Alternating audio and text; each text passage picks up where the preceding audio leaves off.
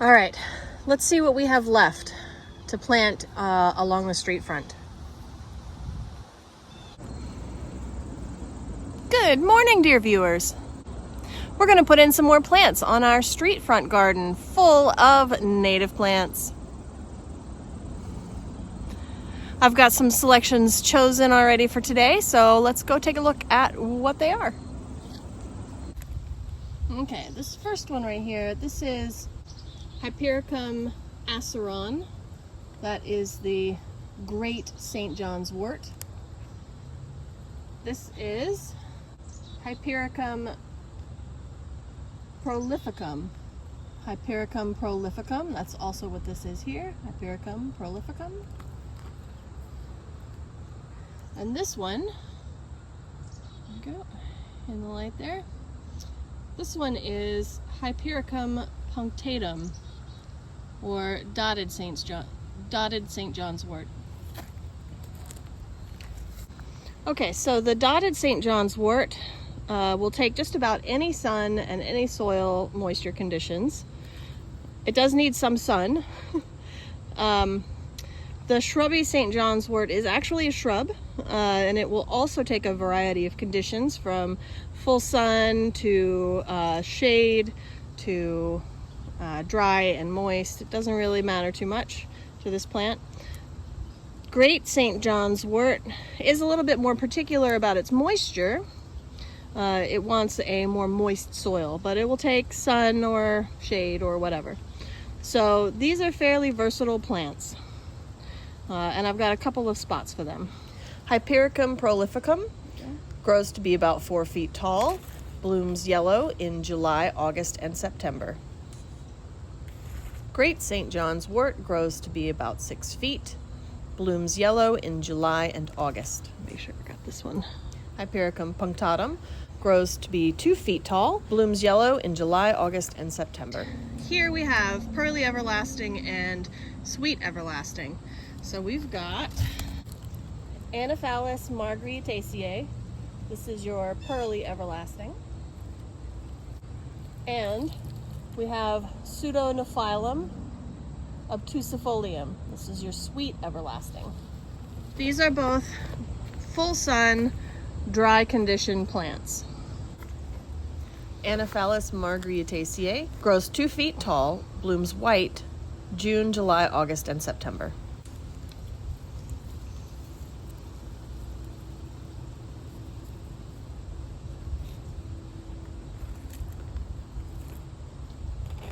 Pseudonophyllum obtusifolium also blooms white, grows 2 feet tall, blooming July, August, and September.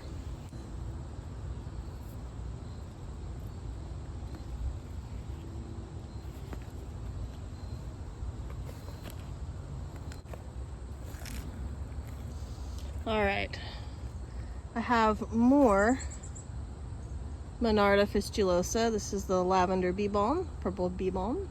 Grows 4 feet tall, blooms purple, July, August, and September.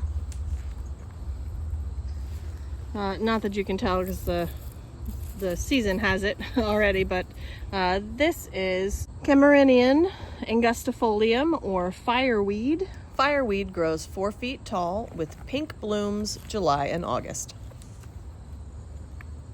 Scutellaria laterifoli, or mad dog skullcap, grows 2 feet, blooming blue July, August, and September. This is Cleone glabra, or white turtlehead. Not this, this is, come here. Those little things are weeds. Grows 5 feet with creamy white blooms July, August, and September. White turtlehead, Cleone glabra.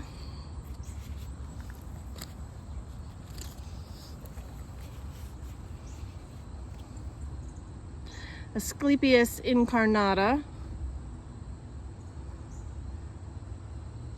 This is rose mallow, rose milkweed. Grows 4 feet tall with deep pink blooms June, July, and August. Incarnata. This is Gentiana andrewsii. Bottle gentian grows 2 feet tall with blue blooms August, September, and October. Dullingeria umbellata, or flat-topped aster. Flat-topped aster grows 5 feet with creamy blooms July, August, and September. I decided to try out one of those shrubby St. John's worts here in this dry woodland area that gets afternoon sun. I've got a couple of things set out in other beds that I haven't started planting yet. I don't know if you can see that one over there. That's more, that's Aqualegia cardinalis. The west street front area. This is dry sun, dry to medium, okay? And I brought down here the Pseudonophyllum obtusifolium. That's the sweet everlasting, and some more of the Monarda fistulosa. Okay, I'm gonna split that Monarda. And I've got another, that's another sweet everlasting, and then behind it, I've got a shrubby St. John's wort, Hypericum profilatum. All right, here's my house spot. So right over here, I think I'm gonna establish the Anophyllus margaritaceae somewhere around this pole in this area. All right, that is the pearly everlasting. And if we come down off my house drain over there, I put the, let's see, right in there. That is the great St. John's wort, the really tall one. Nothing much right in here. Planted a lot of things here the other day. But down here in the area where it gets a little bit more moisture, I've got a variety of things. So I've got our flat-topped aster, our rose milkweed, and the white turtlehead. I have some more of the spotted St. John's wort, and the, oh, what is that? No, this is the white turtlehead. This one over here is the gentian. Okay. And then I've got the skullcap. And over here, behind there, right behind there, that's the fireweed.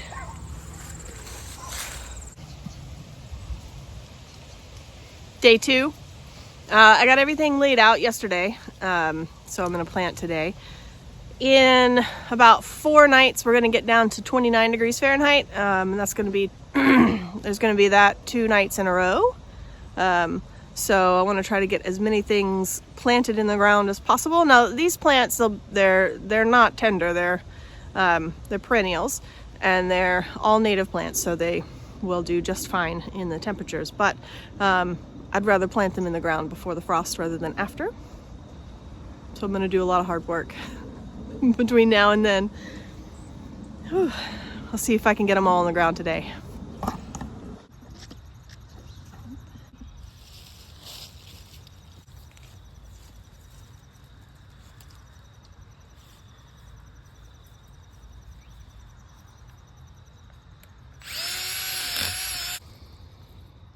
So this is the fireweed, and it's gonna go right in there, right among all those other tall, stemmy plants.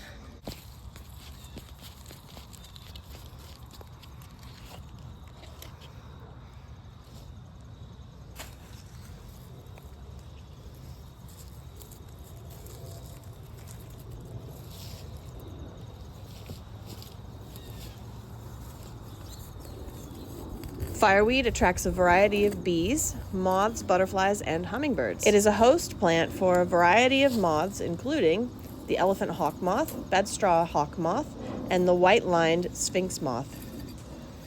Many parts of the plant can be used for food and medicine.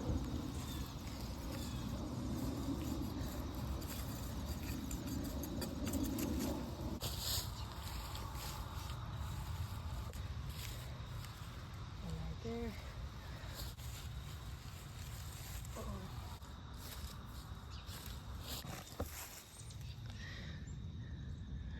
So this is something that I planted last year.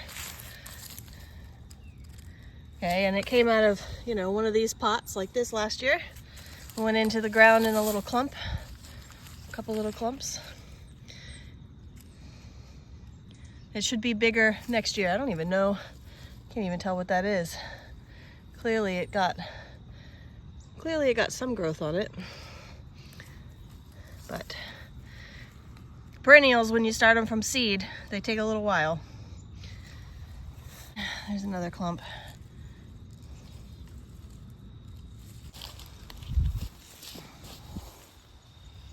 All right, this is the skullcap, Mad Dog skullcap, Scutellaria.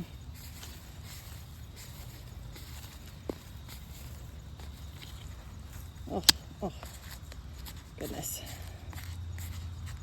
There we go. Look at that. Wow. Oh, it breaks apart pretty easily. That's good. Let's see if I can, oh, look at that. Let's see if I can get 3 clumps here. Bingo. 3 clumps. It attracts native bees, particularly small pollinators. It is well known as a medicinal plant.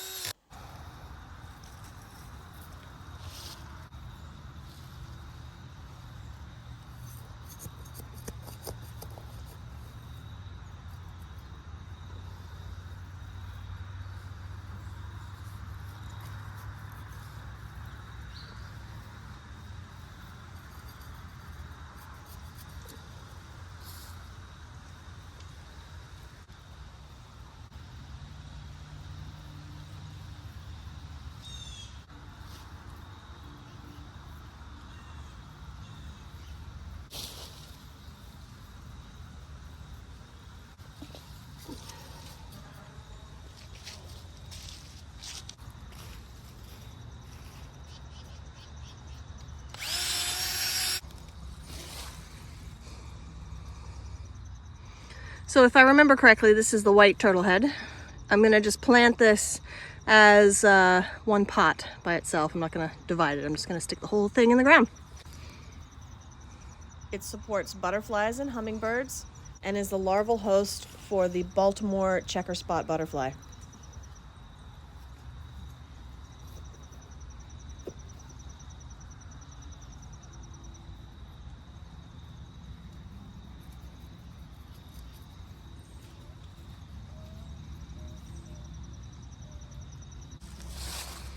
And this is the dotted St. John's wort, I think.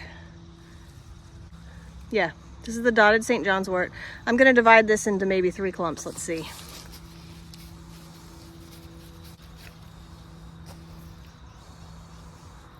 Should do. It's a valuable plant for bees, including bumblebees and sweat bees. Also beetles and hoverflies. It is a host plant for the gray hair streak and gray half-spot caterpillars. I'm gonna do 4 clumps. There we go.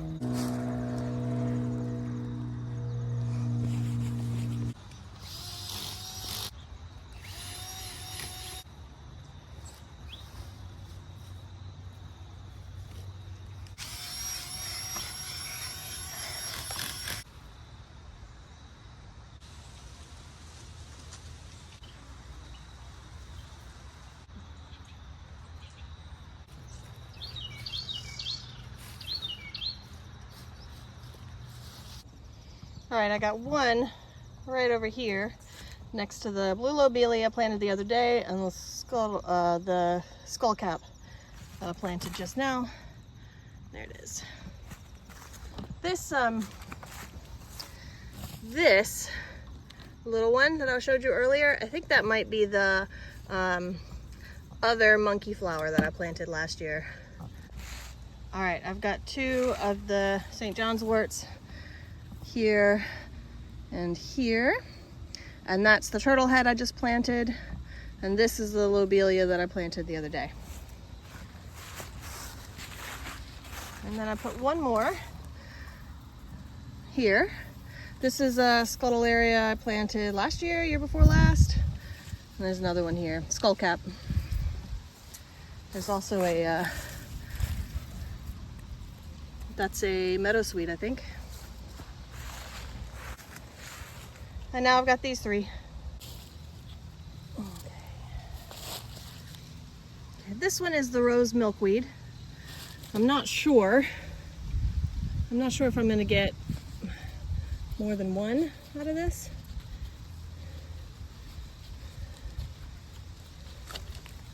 Maybe. They're not the biggest fans of having their roots disturbed. I'm just gonna test the waters here. I think I'm gonna leave it. So I'm going to make sure that it's not root bound, and I'm gonna just plant it as a whole. But where? I mean, right here's pretty good. Let's see, this is the flat topped aster. And I don't think I'm gonna separate this one either. Oh, look at that. Okay.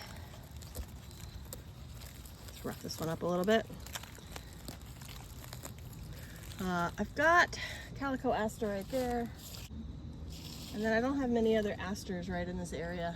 And this one, which is not looking super happy, this one is the gentian, Andrewsii. The closed flowers require pollinators to be strong enough to enter through the top of the flower by prying it open. So larger species of native bumblebees. I do think I might split this one up a little bit. Let's see. See how it looks and how it does. Okay. Will you split? You will. Very good. So I think I'm gonna just keep it to 2 clumps. I think I'm gonna put the milkweed right here and then flank it with these Andrewsii. Asclepias incarnata. Its leaves are an important food source for the monarch caterpillar. Its flowers attract a variety of butterflies, hummingbirds, bees, beetles, and other pollinators.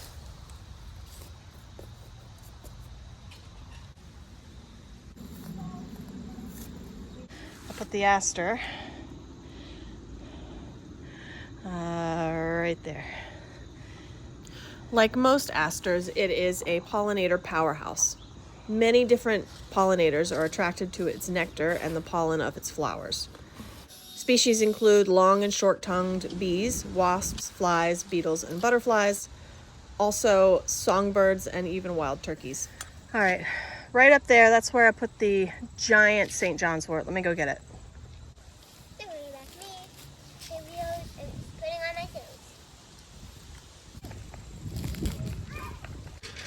There it is. I am not going to divide this one. I'm just going to put it in the ground as is. Rough it up a little bit here.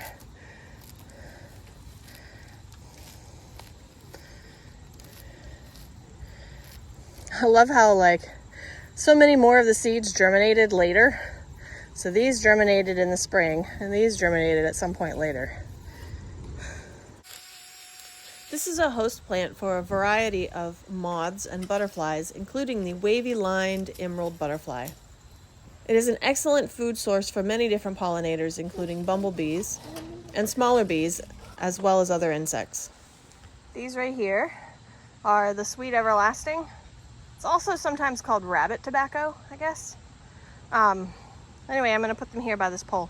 I put a yarrow here the other day. And now these. Ooh, soft. Oh yeah, very soft. This plant has a long history of medicinal use. There we go. and it supports pollinators including short-tongued bees, wasps, and flies. It's also the larval host for the American lady and painted lady butterflies.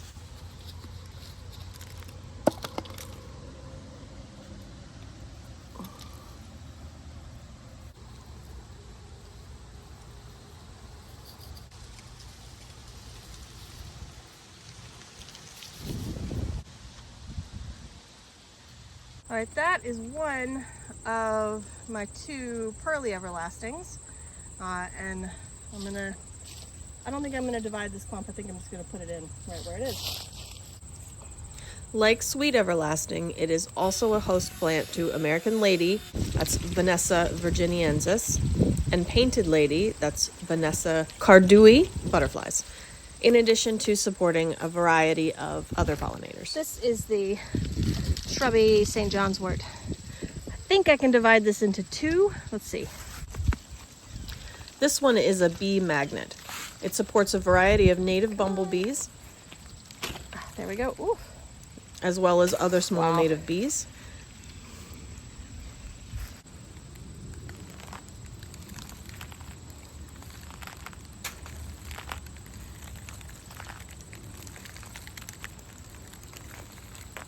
There we go. Which way are you gonna go? All right, there's 1. And there's 2. It's also an important host plant for several species of butterflies and moths, the gray hair-streaked butterfly, as well as the wavy-lined emerald moth.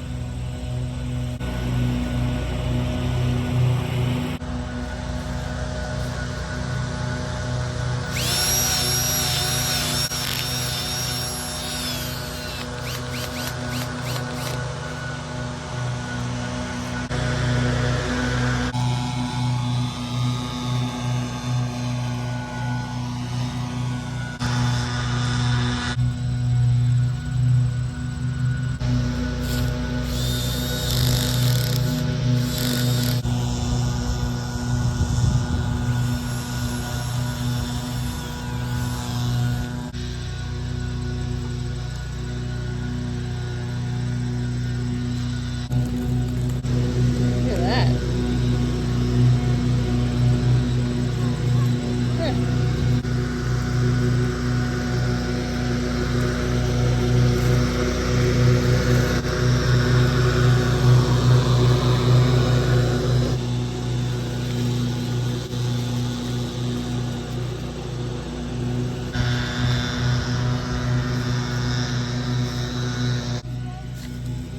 Monarda fistulosa, or purple bee balm.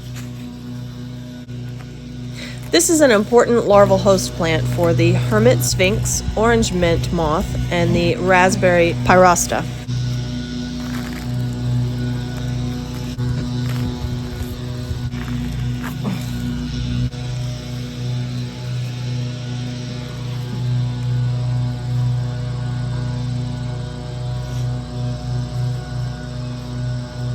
Its flowers attract all kinds of pollinators, including bees and hummingbirds. It has a long history as a medicinal and culinary herb.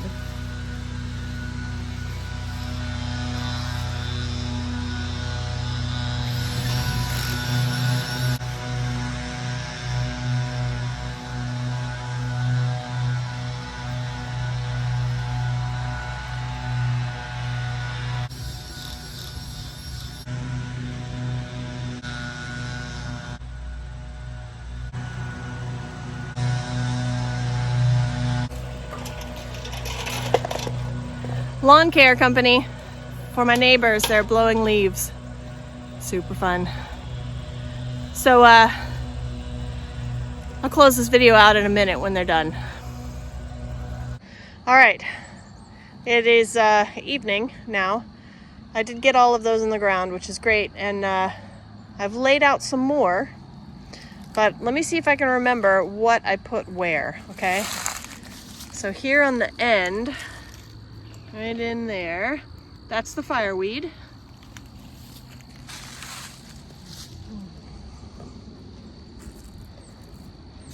Let's see, right in here, Mad Dog Skullcap, right there in the front. And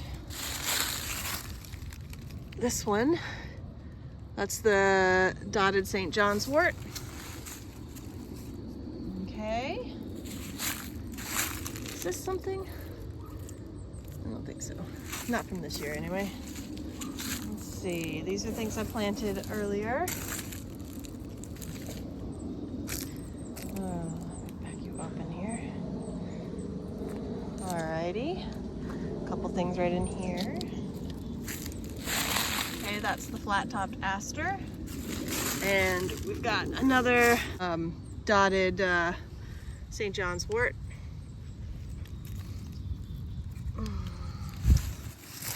And there's another dotted St. John's wort.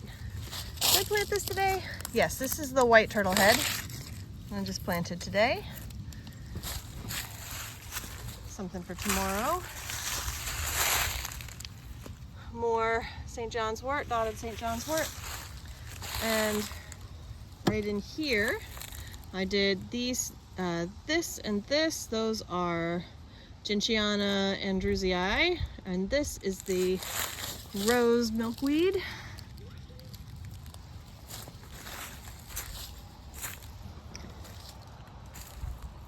And I think that's all today in here. All right. Right up here. Boop. Ah, so pretty. Look at that tree. Look at it. Anyway, okay, right up in here.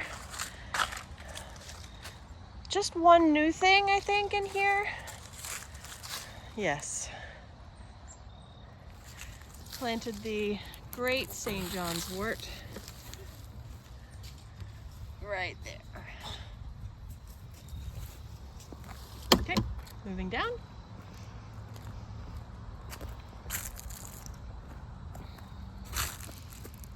Pseudonophyllum obtusifolium, or sweet everlasting.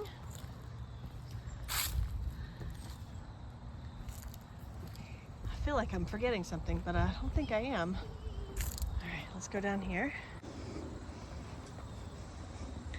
The orchard. Bunch of things in here. Okay. Shrubby St. John's wort, pearly everlasting.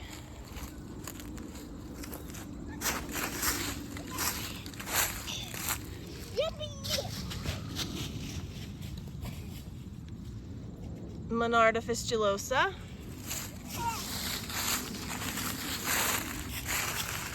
More pearly everlasting. More Monarda fistulosa.